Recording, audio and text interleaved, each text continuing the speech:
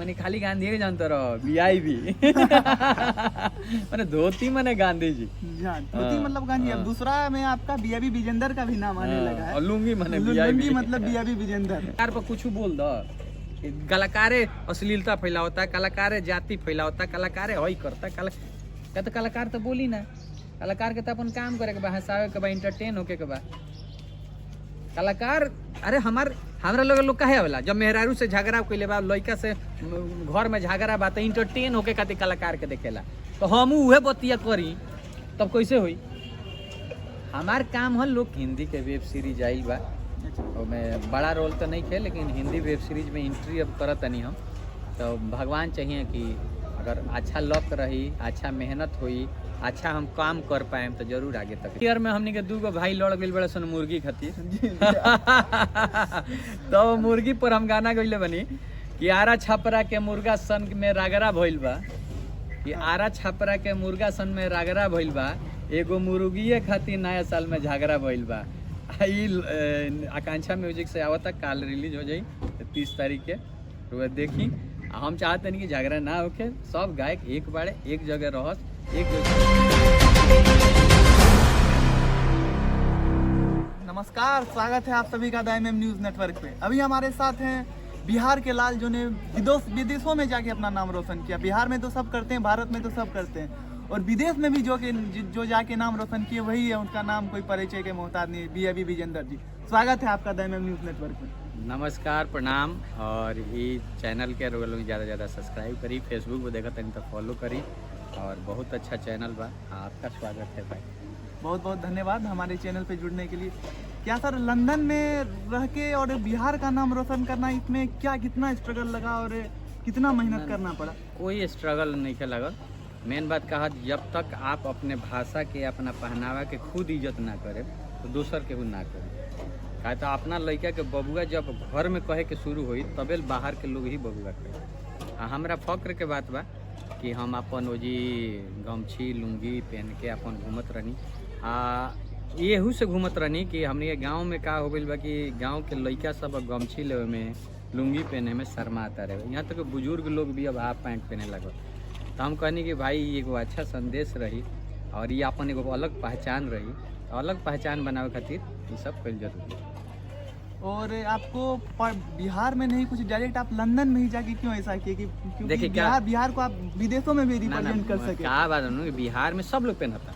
Bihar AG से सतुआ खाए तो केहू ना करी, लोग कही क्या तो सतुआ खाता, लेकिन लंदन में लोग सतुआ खाए अपना मिट्टी के वही पहचान है। लंदन में तो सतुआ मिलता नहीं होगा, मिलता लेके ही जाए पड़े ना, का जानता रसन सतुआ का तो लेके जाए के पड़ी। तुहे कहला कि आपन संस्कृति के जेकरा से रउरा जन्म बा, जेकरा के पहचान बा, ओकरा के वहाँ लेके जाई, वो चीज़ करी। का तो लंदन लोग जाला तो इंग्लिश बन जाला, कोट पैंट पहने लगी, ये करे लगी, वो करे लगी। अरे वो जी तो कोट पैंट पहने वाला सब बड़ा सन, वहाँ तो गरीबो बा, वो हमनी के यहाँ अमीर से ज़्यादा वो जी पहनेला।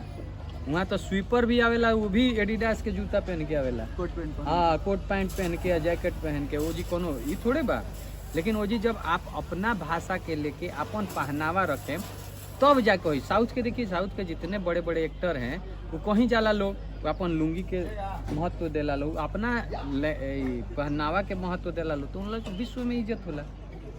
और सर मेरा एक सवाल है कि लंदन जब गए, लंदन में रहने के बाद तो बहुत सारी दिक्कतें आती होंगी। खाना में सबसे पहला बिहार का लिट्टी चोखा, दाल भात चोखा, ये सब तो बहुत ज़्यादा मिस करते होंगे। वहाँ तो खाना ना बराबर बा, लेकिन तब पर भी वहाँ पंजाबी रेस्टोरेंट रहेगो साउथ हॉल में, वहाँ से हमें खाना आवे, लेकिन वो टेस्ट ना होता रहा। वो जी मसाला लोग ना खाला, वो जी सादा लोग खाना खाला।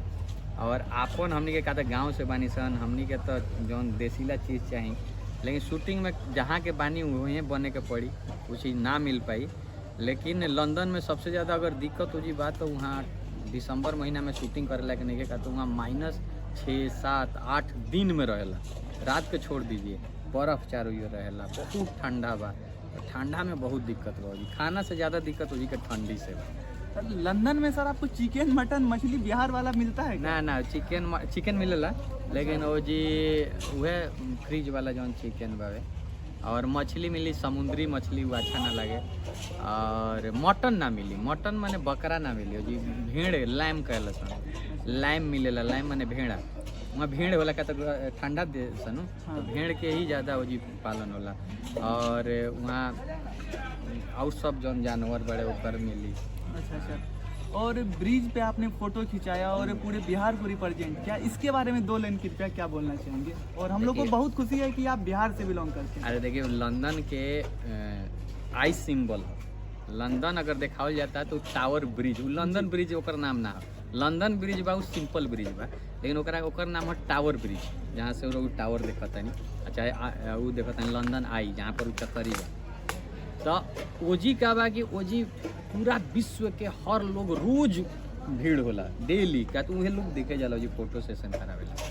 तो हम कहने कि एजी अपना बिहार के धोती कुर्ता अगर पगड़ी बांध के यहाँ कही जाए तो एगो अलग होई।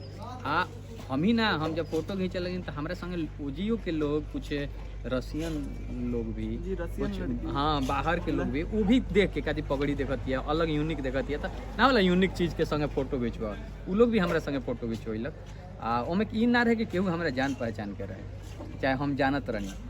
वहाँ का बनू कि आराम से आप फोटो खिंचवा सकते हैं। आपको लग रहा है कि अच्छा है तो उसके साथ आपको अच्छा लग रहा है तो आपके साथ फोटो खिंचवाएगा लोग। वो वहाँ के एगो कल्चर बा जो में हंसी माहौल बा, वहाँ हमेशा लोग हंसत रहेला। आ हमार फक्र भइल कि हम जी अपन पगड़ी के अपना गमछा के रखनी, और वहाँ ऐसा केहू ना रहे, जे रहे स्माइल फेस। देखिए हम ब्लॉग बनेल सब लोग smile, good, you are rocking, you are super star, ऐसे करके हमने एगो पिकाडली सर्कल बा जी, यहाँ विश्व के सबसे बड़ा टीवी लागल बा, लंदन के सेंटर में बा। तो वहाँ सबसे महंगा रानी के महल के लगे पिकाडली सर्कल पर। जब हम अपना गाना के शूटिंग करते नहीं, हमें धोती पहनले रहनी, कुर्ता पहनले रहनी। वहाँ कम से कम गाना रिलीज हो ओकरा बाद हम वो फुटेज डाले, कम से कम 40-50 आदमी एक जगह इकट्ठा हो गई। ओकरा भले उस समझ में ना होत रहे, लेकिन वो क्लैपिंग करत रहे, वो यूनिक चीज़ ओकरा लौकत रहे। तो इस चीज़ फक्र होला कि हमने के भोजपुरी के बिहार से, पटना से उठा के लंदन तक शूटिंग करते हैं। भोजपुरी के शान बी विजेंदर जी थे, इन्होंने बताया कि क्या स्ट्रगल आया और क्या दिक्कतें आई और क्या अच्छाई लगी लंदन को। और इससे जानेंगे इंडिया आने के बाद आपका सर सेल्फी का बरसात हो गया। हाँ। बिहार उतरने के बाद इसके बाद आपको कैसा फील हो रहा था, कैसा लगा? देखिए हमरा का रहे नो कि हमनी के कोनो हम जान बुझ के लुंगी ना पहनले रहनी, हम लुंगी ऐसे रख रहे, हम पहन लेनी शुरू जौन फोटो वायरल भई रहे लड़की के संगे। और वो लड़की हमारा शूटिंग में आई रहे, यूक्रेन के लड़की रहे, वो लड़ाई में ओकर बाबूजी जी लड़त रहे और यूके में आई रहे। तो ओकरा संग हमार फोटो जब वायरल भइल तो हम नहीं जानत, जब लोग मीम्स बनावे लागल, क्या तो जी तो 5.5 घंटा के अंतर है, जी भोर होला तो जी रात होला। तो हम जब 3-4 दिन बीतल तो देखता नहीं कि हमार लाइक बढ़ गई, जौन लाइक हमार 1000-1500 आवत रहे, वो 1 लाख 1.5 लाख आवे लगल। हमने कुछ भइल बा, कुछ जिंदगी में भइल बा। आ जब करके हम नवंबर में आईनी इंडिया, एक बार बीच में नवंबर में आई रहनी, तो नवंबर में हम इंडिया आईनी और हमार मुंबई से फिर वापस फ्लाइट पटना का रहे। तो मुंबई एयरपोर्ट पे ही इतना लोग अपने यहाँ के रहे, आरा बक्सर के लोग, गोवा यूरोप गई रहे, वो लोग आई रहे पूरा ग्रुप, इतना सेल्फी खींचे लगल कि एयरपोर्ट पर लोग कहल कि अरे ये कौन आ गया। हम लोगों ने भी वो वीडियो को देखा है। ये कौन आदमी है कि इतना लोग सेल्फी खींचता है। तो अब हमरा लागल कि ना कुछ तो काम हम कइले बनी, कुछ अलग चीज़ कइले बनी। तो आज लुंगी या गमछी एगो पहचान हमार हो गई बा। आज हम कौन शो करता नहीं, चाहे कौन बहुत सारा हम फिल्म हम करते हैं, वो में उहे लोग पहनावे के चाहता, वही में लोग पसंद करता। इंडियन कल्चर और इंडियन ट्रेडिशन को सबसे ज्यादा कोई दिखाने वाले हैं तो इंडियन आप ही हैं। और वो जो कि विदेश में जाके दिखाया, गांधी जी के बाद गांधी जी ने तो दिखाया है, उसके बाद कोई विदेश में जाके अपना कल्चर दिखाया तो आपने भी दिखाया। पार्लियामेंट के सामने हमनी के रहनी सन, हाँ। जब हम एगो रील बनावत रहनी, ओमे पहनले रहनी हम धोती, तो एगो अंग्रेज रहे, वो कहलक कि गांधी, हमने खाली गांधी के जानते रहो, वीआईपी मैंने धोती मैंने गांधी जी, धोती मतलब गांधी। अब दूसरा में आपका बीआईबी विजेंदर का भी नाम आने लगा है, और लुंगी मैंने लुंगी मतलब बीआईबी विजेंदर, धोती मतलब गांधी जी और लुंगी मतलब बीआईबी विजेंदर। और सर सुनने में आया है कि 1-2 दिन पहले आपका फेसबुक भी वेरीफाइड हो गया। वेरीफाइड फर्स्ट ऐसा यूट्यूबर है जो बीआईबी विजेंदर जी हैं जिनका फेसबुक हाल फिलहाल में ही वेरीफाइड हुआ, इसके बारे में क्या बोलना चाहेंगे? देखिए ये सब पब्लिक के प्यार है, लोग इतना प्यार कैलक, इतना ऊपर इंगेजमेंट, वीडियो की इंगेजमेंट ज़्यादा आई। तो पहला यूट्यूबर है पूरा पूर्वांचल के, अब बिहार के मत कहिए, यूपी, बिहार, झारखंड ई पूर्वांचल पूरा इलाका के पहला यूट्यूबर पब्लिक पेज, केहू के ही ना कि केहू ओकरा के चलावता, हम खुद चलावेनी आ खुद से कइले बनी। पहला बार पब्लिक पेज वेरीफाइड भइल बा, ब्लू टिक लागल बा, ई पहला बार। ऐसे बहुत सारा कलाकार बड़े, लेकिन पब्लिक फिगर में ई नइखे भइल। बहुत लोग कमर्शियल पेज बना के ओकरा के वेरीफाई करा लेला, लेकिन ये पूरा पूर्वांचल के पहला ऐसा कलाकार बा जौन कोनो बड़ा स्टार ना हो, बड़ा चीज ना हो, पब्लिक के प्यार पाके आई भइल बा। ई गर्व के बात बा, हमनी के यूट्यूबर लोग खातिर गर्व के बात बा। ये यूट्यूबर के से मनोबल बढ़ी, वो लोग के भी वेरीफाई होई। हम देखे नहीं कि जौन भी नया चीज़ आवेला यूट्यूब में आवे, चाहे हमें लगता कि सबसे पहला रील मोनेटाइजेशन स्टार आइल हुई तो हमारा फेसबुक पर आई रहे, यूट्यूब पर आई रहे। पहला बार शॉर्ट वीडियो के बोनस जब बने लागल तो हमारा बोनस नवंबर में मिलल, दिसंबर में बोनस मिलल है यूट्यूब के चले शॉर्ट वीडियो के। और वीडियो का तो पैसा ही गया, बोनस जोन यूट्यूब डिसाइड कर रहे कि हम बोनस देम जे शॉर्ट बनाई, शॉर्ट के भी बोनस हम फिर हमरा मिलल बा 2 महीना। ये सब अच्छा चीज़ बा। आ यही का होला कि अच्छा जब कंटेंट बनाए तो रौरा के कमे लोग देखी, लेकिन अच्छा से देखी। जहाँ सब भोजपुरी की अश्लीलता को दिखाते हैं हम, लेकिन भोजपुरी की अश्लीलता से आपको एक भी सवाल नहीं करेंगे। हम भोजपुरी की बस पॉजिटिव वे में आपसे बात करेंगे। क्या आपका न्यू ईयर में अपने दर्शकों को क्या तोहफा देना चाह रहे हैं और क्या देने वाले हैं? न्यू ईयर में हमने के 2 भाई लड़ गए बड़े सन मुर्गी खातिर तो मुर्गी पर हम गाना गइले बनी कि आरा छपरा के मुर्गा सन में रागरा भइल बा, कि आरा छपरा के मुर्गा सन में रागरा भइल बा, एगो मुर्गिए खातिर नया साल में झगड़ा भइल बा। आकांक्षा म्यूजिक से आवता, काल रिलीज हो जाई 30 तारीख के, तो देखी। हम चाहते नहीं कि झगड़ा ना होके, सब गायक एक बारे एक जगह रहस, एक जैसन काम करस, पब्लिक के प्यार बटोरस। इतना जल्दी सर आपने इंडस्ट्री में डायरेक्शन और प्रोड्यूसिंग के फील्ड में भी आ गए एक्टिंग से, कैसा लगा? शुरू में हम डायरेक्टर ही रहनी, शुरुआत हमारे डायरेक्शन से भी रहे, टी सीरीज में रहनी। और बाद कंपनी 2014 से चलावनी आकांक्षा म्यूजिक, और 16 से एक्टिंग करके, एक्टिंग तक शुरू में भी कैले बनी, लेकिन यूट्यूबर के नाम पर 16 से काम करके शुरू करनी। लेकिन ये 19-20 साल बाद माता रानी भगवान हमरा के अभी थोड़ा सा नाम देले बड़े, थोड़ा सा काम ज़्यादा हो गई बा, व्यस्तता हो गई बा, तो ये 18-19 साल लागल बा यहाँ तक पहुँचे में। तो केहू के धैर्य रखे के चाहिए। आज ये लोग आज के डेट में का बा कि 1-2 वीडियो बनैला नहीं चला तो लोग पीछे हट जाता। रौरा बताएं कि हम 18-19 साल कैसे झेल ले होके, कैसे मेहनत कैले होके। बहुत बड़ा स्ट्रगल था। और भोजपुरी की अश्लीलता का बात नहीं करेंगे, बस भोजपुरी का जातिवाद कैसे मिटेगा ये थोड़ा बता दीजिए हम लोग को। लेकिन जातिवाद मिटाने में आप लोग जातिवाद ना मिटी, जातिवाद ना मिटी भाई। क्या तो जातिवाद गायक नहीं के फैलावत, जातिवाद कलाकार नहीं के फैलावत। जातिवाद जे हमनी के ऊपर बैठल बा, जे नियम बनावे वाला बैठल बा, नेता लोग, अफसर लोग, उहे लोग करता। रौरा पूरा पटना में घूमी ना, कहीं राजपूत सम्मेलन लिखल बा, कहीं कुर्मी सम्मेलन लिखल बा, कहीं यादव सम्मेलन लिखल बा, कहीं भूमिहार एकता मंच लिखल बा, तो उ लोग खुदे लिखता, तो खुदे जातीय में बांट के पब्लिक के चलता, तो हमनी के कैसे खत्म हो जाए ये बताएं। उ लोग कबो लिखले बा कि गरीब सम्मेलन, कबो लिखले बा बिहार सम्मेलन, कभी लिखले बा बिहार उत्थान सम्मेलन।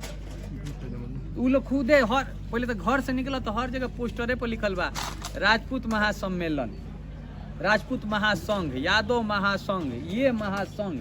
तो जाति में तो नेते लोग बटले बा, तो हमनी से काहे सॉफ्ट कलाकारे बा का? सबसे मासूम कलाकार बनू कि कलाकार पर कुछ बोल दो। कलाकारे अश्लीलता फैलावता, कलाकारे जाति फैलावता, कलाकारे हई करता। क्या तो कलाकार तो बोली ना, कलाकार के तो अपन काम करे के बा, हंसावे के बा, एंटरटेन होके के बा। कलाकार अरे हमारा लोग काहे आवेला जब मेहरारू से झगड़ा कैले बा, लड़का से घर में झगड़ा बा, तो इंटरटेन होके खातिर कलाकार के देखेला। तो हम उहे बतिया करी तब कैसे होई? हमार काम है लोग के इंटरटेन कइल, गाना के माध्यम से, एक्टिंग के माध्यम से, कॉमेडी के माध्यम से। तो हमरा के इंटरटेनर समझ के देखी ना, हमरा के समाज सुधारक बना के काहे देखतनी? हम समाज सुधारे में की आइल, हम तो समाज के इंटरटेन करे आइल बनी। क्या अभी सर आप कभी, आपको हॉलीवुड, आप तो लंदन में रह रहे हैं, हॉलीवुड बॉलीवुड में आपको हम कब तक देखेंगे? देखिए भगवान के माई के महिमा बा। आदमी एगो गाँव, एगो छोटा सा गांव से एजी तक आ सकता, तो माई अगर चाहिए तो ऐसे ऊपरों भी आदमी जा सकता। ताकि रवि किशन जी लोग का भी तो स्ट्रगल ऐसे ही स्टार्ट हुआ होगा, और अभी बॉलीवुड में बहुत अच्छे काम किए, उसके बाद साउथ इंडियन मूवीज में भी काम किए, और आपका कब हम लोग देखना चाहेंगे? हमारे पास भी अभी हिंदी के वेब सीरीज आई बा, और मैं बड़ा रोल तो नहीं थे, लेकिन हिंदी वेब सीरीज में एंट्री अब करत नहीं हम। तो भगवान चाहिए कि अगर अच्छा लक रही, अच्छा मेहनत हुई, अच्छा हम काम कर पाए तो जरूर आगे तक जाए। देखिए हमारे चैनल के माध्यम से सबसे बड़ी खबर कि बीआईबी वीरेंद्र जी आपको ओटीटी प्लेटफॉर्म पे भी आ गए हैं। क्या ओटीटी प्लेटफॉर्म पे काम करके कैसा लगा सर आपको? बहुत बढ़िया, हिंदी के प्रोजेक्ट बहुत अच्छा है, उन्हें भोजपुरी से थोड़ा अलग बा। हम गई तो लोग कहलक कि नवाजुद्दीन सिद्दीकी वाला एक्टिंग है बीआईबी में, और वो जौन हमने के काम को पंकज त्रिपाठी जी काम करते रहे, तो वो लेवल के लोग देखा था काम करे के शुरू कर ले बनी, माता रानी करिए तो आगे और बढ़ी। पंकज त्रिपाठी बीआईबी विजेंदर ऐसा तो नहीं, दो बिहारी सब पे भारी हो जाएंगे? अरे सब बिहारी सब पर भारी हो एकदम। और लास्ट में सर आप हमको एक डायलॉग और 2 लाइन प्लीज गुनगुना दीजिए। अभी वो हम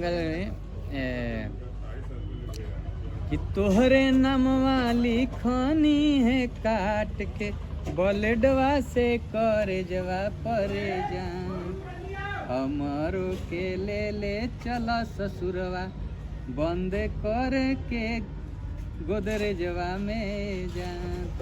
तो ई गाना अभी हमने के आ गई बा, इंस्टा पर जाकर रोला देख सकत है। हमें कोनो बड़ गायक ना ऐसा, धीरे धीरे कोशिश करता, कोशिश कर कर के एगो क्या कहला पेपर बेचे वाला राष्ट्रपति तक अब्दुल कलाम जी बन सकते रहे। हमने कोशिश करके आगे बढ़े के चाहिए।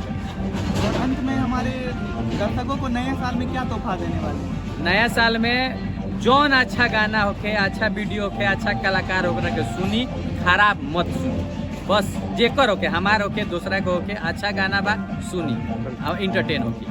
और अभी हमारे साथ थे बिहार के लाल, जो कोई परिचय के मोहताज नहीं, बीआईबी विजेंदर। और बहुत बहुत धन्यवाद, ऐसे ही हमारे न्यूज़ नेटवर्क के साथ बने रहिए।